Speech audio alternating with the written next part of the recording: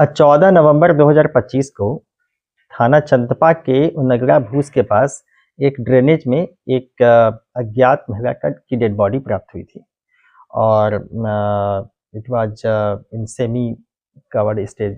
ठीक है, तो तुरंत इस घटना पे चूंकि अज्ञात था तो वहाँ पे सुसंगत धाराओं में अभियोग पंजीकृत किया गया थाना चंदपा पे और इस घटना के अनावरण हेतु 10 टीमों का गठन किया गया। चूंकि कोई हमारे पास क्लू नहीं था, लेकिन आपको ज्ञात है कि शहर में इस समय सीसी स्मार्ट टीवी के स्मार्ट जो हमारा सिटी सेंटर है उसके तहत हम लोगों ने 125 से ज़्यादा कैमरे लगवाए हैं विभिन्न स्थानों पे, गवर्नमेंट फंडेड है। तो उसमें एक कैमरे में एक फुटेज कैप्चर हुई जिससे लगा कि ये वही महिला है और वही उसके साथ एक व्यक्ति था, बट उसकी हमें पीछे से पीठ दिख रही थी। ठीक है, फिर वो जो बस थी जो ज्ञात हुआ कि जिस बस से वो उतरे थे वो सोहराब डिपो मेरठ की बस थी। तो सोहराब डिपो मेरठ की जो बस थी उसको हम लोगों ने ट्रेस किया कि वो कहाँ से कहाँ उसका रूट है, तो मेरठ से वो आगरा जाती थी। तो इस दौरान जितने भी इस रूट पे जितने जनपद हैं, मेरठ, बुलंदशहर, अलीगढ़, आपका Hathras, Agra and so on, सभी को हम लोगों ने इसके जितने भी रूट हैं सबको हम लोगों ने चेक किया वहाँ पे और सीसीटीवी की मदद से करीबन 1000 सीसीटीवी देखे थे। पूरा 5 जनपदों को एकदम खंगाला गया वहाँ पे और वहाँ पे कंटिन्यू जैसे हर टीम को हर जनपद में 2 टीमें लगाई गई क्योंकि 5 जनपद आ रहे थे। तो कंटिन्यू देखने के बाद और हम लोगों ने इसमें किया कि बैक ट्रैक से देखना शुरू किया। ठीक है, क्योंकि आगे का फुटेज नहीं था हमारे पास। तो तब जाके ज्ञात हुआ कि ये जो आरोपी है यह आगरा में इसका निवास था और इसके साथ जो डेड बॉडी जिनकी प्राप्त हुई थी उनका नाम जोशना था और यह इनके घर के पास ही जो जहाँ पे रहते थे उन्हीं के घर के पास जो मृतका की बिटिया की शादी हुई थी सत्तार से शादी इसी आरोपित ने करवाया था।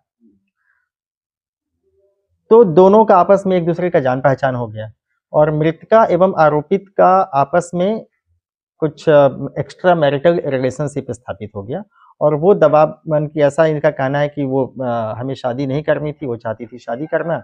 इस बात को लेके आपस में कहा-सुनी हो रही थी और अंततोगत्वा हमने इनको अपने रास्ते से हटाने का निश्चय किया और इसी दौरान हमने सोचा कि आगरा पहुंचेंगे तो फिर वही स्थिति आएगी, तो हमने बीच रास्ते में ही इसको बस से उतरकर हमने इनकी हत्या यहाँ पे कर दी। ये बात है।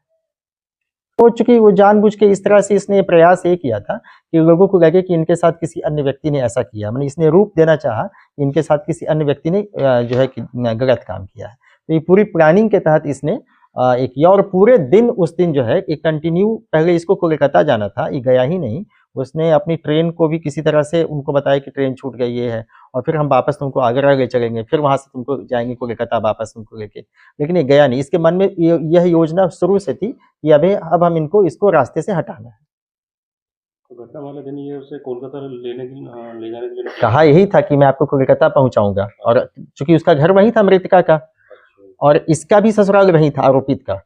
हाँ, तो कहा कि मैं तुमको वहां पहुंचाऊंगा, लेकिन पहुंचाया नहीं और कहा कि ट्रेन छूट गई, अब वापस जाएंगे आगरा, और आगरा गया भी नहीं और बीच रास्ते में ही इसने इसको मिलने आई थी आगरा क्या था? नहीं, आप कह नहीं, इसकी बेटी की ससुराल यहाँ पे, आरोपित का घर, इसकी बेटी की ससुराल 8-10 मकान आगे पीछे है, एक ही मोहल्ले में है, तो कोलकाता की है।